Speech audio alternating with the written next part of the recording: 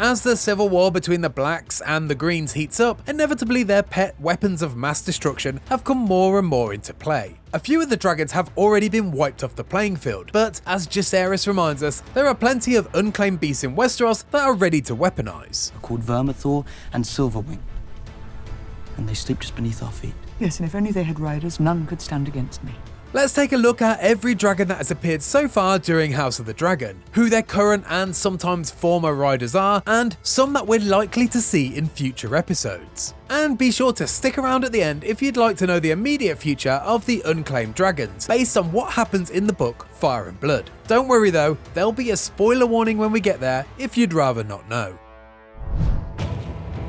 We have to start with the biggest and the baddest. The second largest dragon from the Targaryens' conquest, Vhagar, is an ancient female dragon and the last living creature from the time of the Doom of Valyria. During House of the Dragon, Vhagar was ridden by Laena Velaryon and then immediately mounted by a young Aemon Targaryen upon Laena's death. Vhagar is my mother's dragon. Your mother's dead. Vhagar has a new rider now. Since then, Vhagar and her rider Aemon have been the deadliest weapon in all of Westeros, with the giant beast and the fiercest warrior pairing becoming the biggest threat to Rhaenyra's claim. Aemon and Vhagar were responsible for the death of Prince Lucerys Velaryon and his dragon Arrax at the end of Season 1 of House of the Dragon, and have since continued their bloody path in Season 2 by defeating Princess Rhaenys and her dragon Meleys at the Battle of Rook's Rest.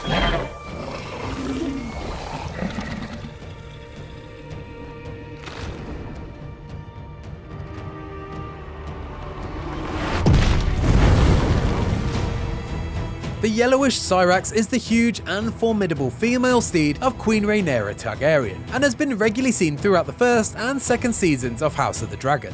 We were first introduced to Syrax in the very first episode of the show, as Rhaenyra took flight around the skies of King's Landing. Syrax is growing quickly. She'll soon be as large as Caraxes. That's almost large enough to settle too. Syrax was most recently seen mourning the death of Rhaenyra's son Lucerys in the first episode of Season 2. Dubbed the Bloodworm, this huge, red horn beast is the steed of Prince Daemon Targaryen, and is as fearsome and vicious as his rider. House of the Dragon first introduced us to the power of Caraxes during Daemon's war against the crab feeder in the Stepstones. Originally the steed of Aemon Targaryen, the late son of King Jaehaerys, Daemon is only the second person to tame Caraxes, and Caraxes was most recently seen wielded as a threat to the Brackens in the Riverlands.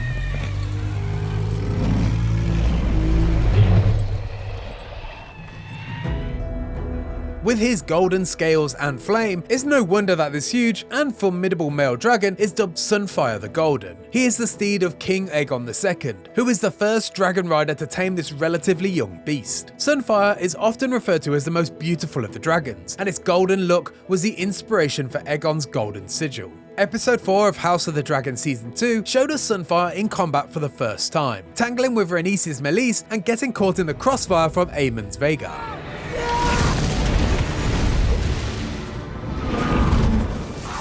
Resulting in a severely wounded and barely still alive Sunfyre dropping from the sky. As far as we know currently, Sunfyre is still alive, but very much not operational.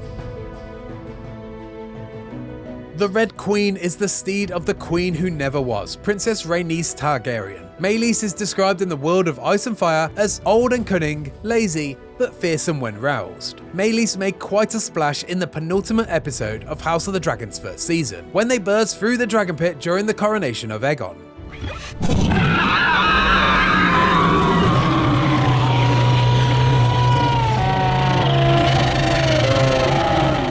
In episode 4 of Season 2, Meleys took on Vhagar and Sunfyre in the Battle of Rook's Rest. Meleys and her rider Rhaenys were eventually defeated by Vhagar, falling to their death after significant wounds. And in episode 5 of Season 2, we see the decapitated head of Meleys paraded around King's Landing and referred to as a traitor dragon. Behold! The traitor dragon Meleys! Another dragon to recently fall to the might of Vhagar is Arrax. Said to be 5 times smaller than Vhagar, this young male dragon is the steed of Prince Lucerys Velaryon, the son of Rhaenyra Targaryen and Laena Velaryon, although it's clear that he's actually the child of Harwin Strong. Arrax and Lucerys play a pivotal role in the Season 1 finale of House of the Dragon, as Luke clashes with his uncle and childhood rival Aemon Targaryen. Vhagar kills not only Arrax, but Lucerys as well.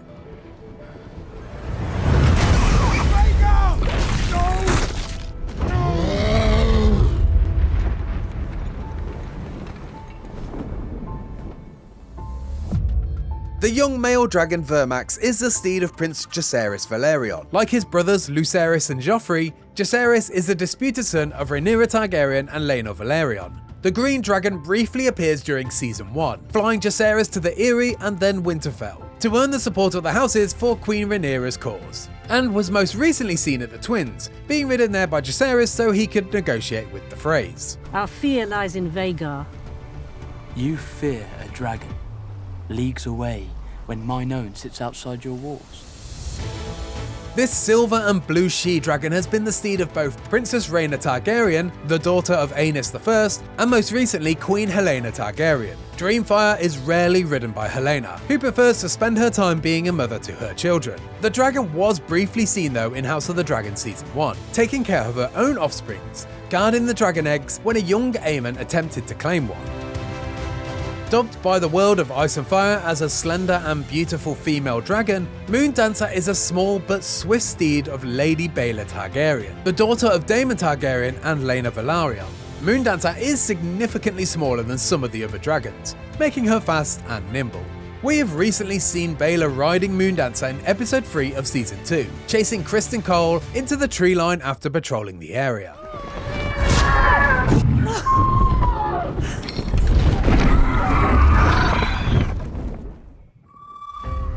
The Blue Queen is the steed of Prince Daeron Targaryen, a character we've yet to meet but who was briefly mentioned in Season 2 of House of the Dragon. The High Towers still have strength, and you have a son there who'll take more kindly to instruction. Daeron may yet help us in weeks to come. The younger brother of King Aegon, Daeron currently lives in Oldtown with his extended Hightower family on his mother's side. This she-dragon, who breathes blue flame, is said to be younger than Dreamfyre, Sunfyre and Vhagar, and now that Daeron has been officially mentioned in the show, we can hope to see her blue fire later on in the series.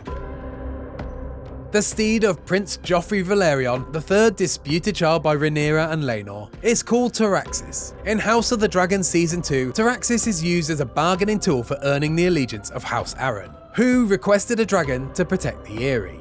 I cannot spare a fighting dragon, but I send what I can. Stormcloud and Tyraxes are small, but they will grow. It is for you to remind Lady Jane of her pledge, and persuade her of the urgency of our need. Stormcloud is too young to factor into House of the Dragon until later in the series, during which time it'll be the steed of Aegon the Younger, the toddler son of Rhaenyra and Daemon Targaryen. As it currently stands though, Stormcloud is with Rhaena and Rhaenyra's protected children in the Eyrie, and paired with Tyraxes is part of the promise to Lady Jane Arryn to send dragons to protect the Vale. She sent two. The she-dragon Morning is the offspring of Syrax and is hatched later on in Fire and Blood. Morning has pink scales and black horns and is the steed of Lady Rhaena Targaryen, who is currently dragonless in the show. Morning is suspected to be one of the 4 eggs that Rhaena and the Targaryen children took to the Vale for protection. Tyraxes and Stormcloud are young and vulnerable. These eggs are even more fragile. But should all come to ruin here, you will bear our hope for the future. In Fire and Blood, this young dragon is bound to Princess Jaehaera Targaryen, the daughter of King Aegon II and survivor of the Blood and Cheese incident. Due to Jaehaera's age in the show though, it is implied that Morghul is still yet to be born, and currently rests in their egg underneath Jaehaera's bed. Like Morghul, Shrykos is also yet to hatch. The dragon would have belonged to Jaehaera's twin brother Jaehaerys, however, the Blood and Cheese incident has left the boy without a head, so it's unlikely we'll ever see Shrykos in the show. The following dragons have all been mentioned and sometimes seen in the show, but as it currently stands are riderless. Remember to stick around at the end if you'd like to know their Season 2 fate based on the book, but in the meantime, let's find out a little bit more about each dragon.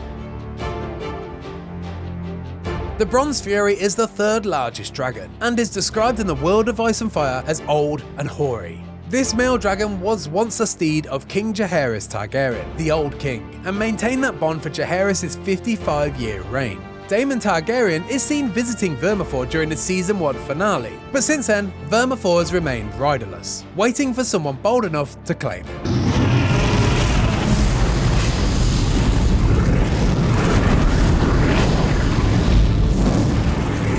Once ridden by Queen Alicent Targaryen, the lifelong wife-sister of King Jaehaerys, this she-dragon, like Vermithor, is currently riderless and has yet to be seen in House of the Dragon.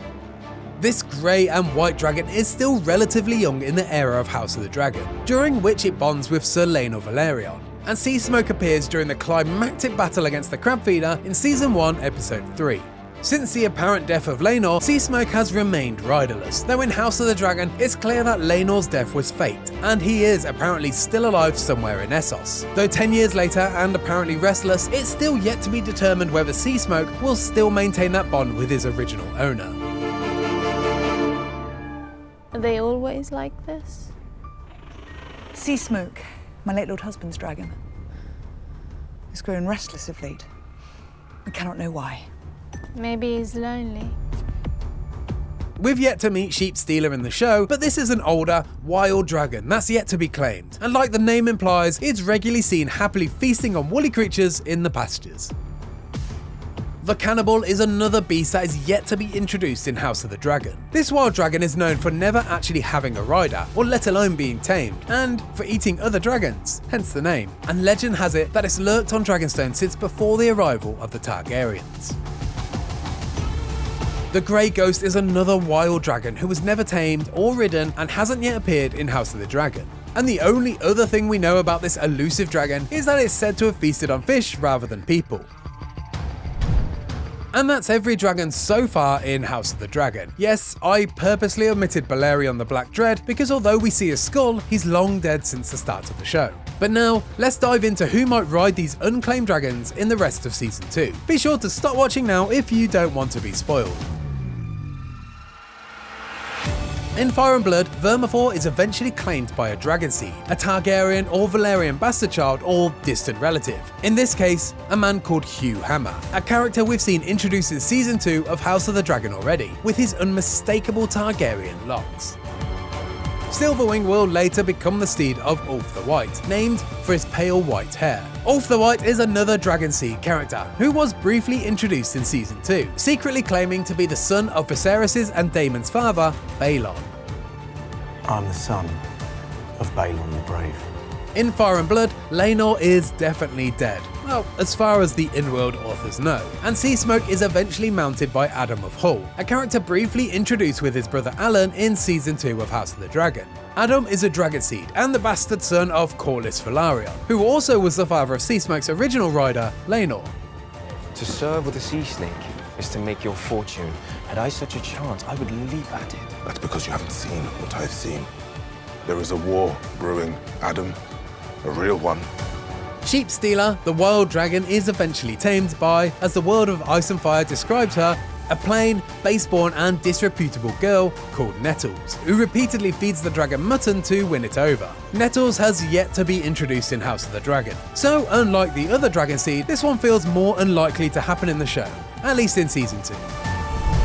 That's every dragon and their riders in the show so far. Did we miss anything? Let us know in the comments, and for everything else House of the Dragon, stick with IGN.